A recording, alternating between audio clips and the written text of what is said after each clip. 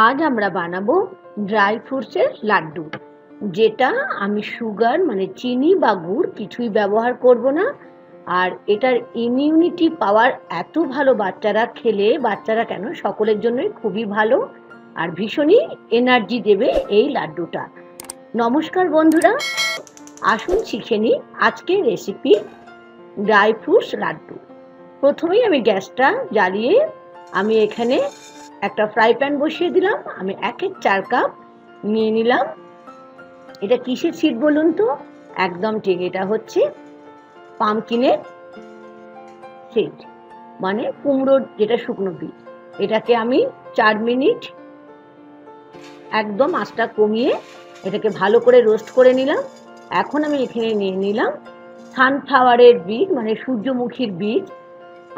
এটাও নিলাম 1/4 কাপ। আর এটাকেও আমি 2 মিনিটের মতো আঁচটাকে একদম মিডিয়াম ফ্লেমে রেখে রোস্ট করে নিলাম। যখন দেখবেন একটু হালকা ব্রাউন হচ্ছে তখনই এটাকে নামিয়ে নিতে হবে, বেশি কখনোই এটা ভাজা চলবে না। আর এটাকে ঠান্ডা করতে দিয়ে আমি এখন নিয়ে নিলাম 1/4 কাপ অ্যালমন্ড, মানে অ্যালমন্ড বাদাম। এটা আমি নিলাম 1/4 কাপ। আপনারা কিন্তু পরিমাণটা নিজেদের পছন্দ মতো কমানো বাড়ানো করতে পারেন, আবার পছন্দ মতো ড্রাই ফ্রুটসও এখানে অ্যাড করতে পারেন।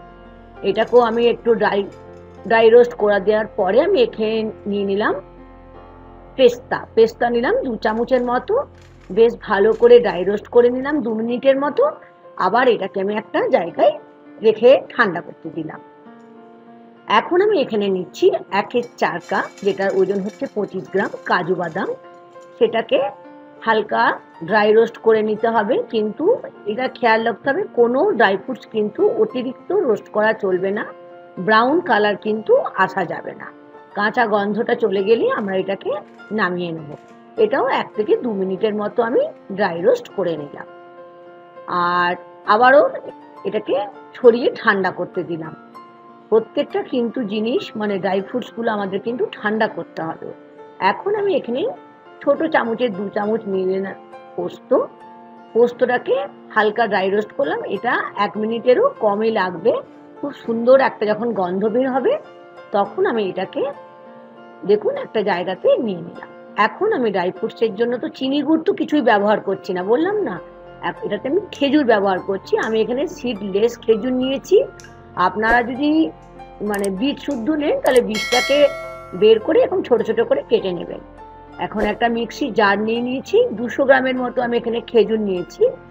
একসাথে কিন্তু আমি পুরোটা দিচ্ছি না, খানিকটা দিয়ে মিক্সি জারটা একটু গ্রাইন্ড করে নেওয়ার জন্য মিক্সি জারের মধ্যে নিয়ে নিলাম। দেখুন ঠিক এরকম ভাবে করতে হবে। এটা কিন্তু কন্টিনিউয়াস যে মোডে আমরা চালাই নর্মালি কোনো কিছু বাটার জন্য সেটা করা চলবে না, কুইক মোডে করতে হবে।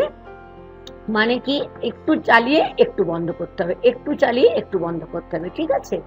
ঠিক এরকম ভাবে আমি খেজুরটাকে সুন্দরভাবে মিক্সি জারের মধ্যে নিয়ে রেডি করে নিলাম। এখন আমাদের ড্রাই ফ্রুটসও রেডি হয়ে গেছে। আর এদিকে খেজুরটাও আমরা একটা আধা পেস্ট করে নিয়েছি। এখন 1 চামচ বড় চামচের ঘি নিয়ে নিলাম ফ্রাই প্যানটা যেন অবশ্যই পরিষ্কার থাকে।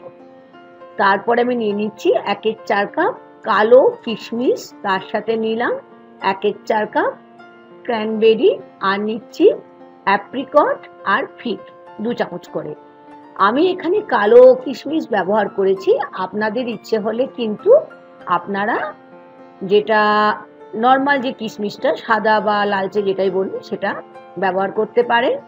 এখন যে খেজুরের আমি মিক্সি গ্রাইন্ডারে যেটা বেটে রেখেছিলাম সেটা খেজুর পেস্টের মধ্যে আমি অ্যাড করে দিলাম। আঁচ কিন্তু মিডিয়াম ফ্লেমে রেখে খুব সুন্দর করে আমি কিশমিশের সাথে তার সাথে অ্যাপ্রিকট ক্যানবেরি সবগুলোর সাথে আমি বেশ ভালো করে এটাকে মিক্সচারটাকে মিশিয়ে নিচ্ছি। যখন দেখবেন এটা একটু নরম নরম হয়ে গেছে তখন বুঝবেন এটা আমাদের তৈরি হয়ে গেছে। এটা বাইন্ডিং এ খুব ভালো হেল্প করবে। এখন এই পাত্রের মধ্যে সমস্ত ড্রাই ফ্রুটস গুলো রোস্ট করে রেখেছিলাম সেগুলো দিয়ে দিলাম, আর তার সাথে দিলাম খেজুরের পেস্ট, যেটা খেজুর আর কিশমিশ দিয়ে আমি ঘিয়ের মধ্যে নেড়ে রেখেছিলাম।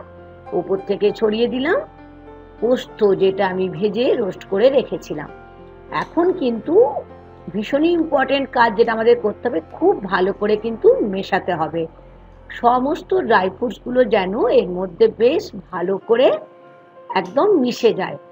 যদি না মেশে তাহলে কিন্তু যখন এই লাড্ডুটা বানাবেন তখন কিন্তু বাইন্ডিংয়ে মানে বানাতে কিন্তু একটু অসুবিধা হয়ে যাবে, কারণ আমরা তো এখানে গুড় বা চিনি নিয়ে নিত, তাই না? হাতে আমি দেখলেন কি করলাম, একটু ঘি নিয়ে নিলাম, তাহলে হাতটা আমার একটু গ্রিস হয়ে গেল, তাহলে আমার এটাকে পাকাতে সুবিধা হবে। ঠিক এরকমভাবে আমি দেখুন কতটা পরিমাণে নিচ্ছি। এটা কিন্তু নর্মাল মিষ্টি বা লাড্ডু নয়, এটা হচ্ছে ড্রাই ফ্রুটসের লাড্ডু, মানে হচ্ছে আমাদের যেটা এনার্জি দেবে, যেটা ইমিউনিটি পাওয়ার বাড়াবে। এটা ছোট ছোট সাইজের করলেই কিন্তু ঠিক আছে। ঠিক এরকম করে আমি এগুলোকে বানিয়ে নিচ্ছি। আর লাড্ডু বানাবার সময়, ড্রাই ফ্রুটসের লাড্ডু বানাবার সময় কয়েকটা জিনিসের ধ্যান দিতে হবে। সেটা হচ্ছে যখন আমরা ড্রাই ফ্রুটসগুলো রোস্ট করব অবশ্যই লো টু মিডিয়াম ফ্লেমে করতে হবে। আর তার সাথে যদি এইগুলো যখন খেজুরটা আমরা বাড়বো সেটাকে মিক্সিটা কমিয়ে কমিয়ে বানাতে হবে। আর এটা বাইরে কিন্তু রাখতে পারেন 7 থেকে 6 মাসের মতো, আর ফ্রিজে কিন্তু 1 বছর রাখতে পারেন। আজ এই পর্যন্ত। আর ভালো লাগলে লাইক আর সাবস্ক্রাইব আর শেয়ার করতে আমার চ্যানেলটিকে ভুলবেন না। বানিয়ে খান, খেয়ে আমাকে জানান কেমন লাগলো। Thank you.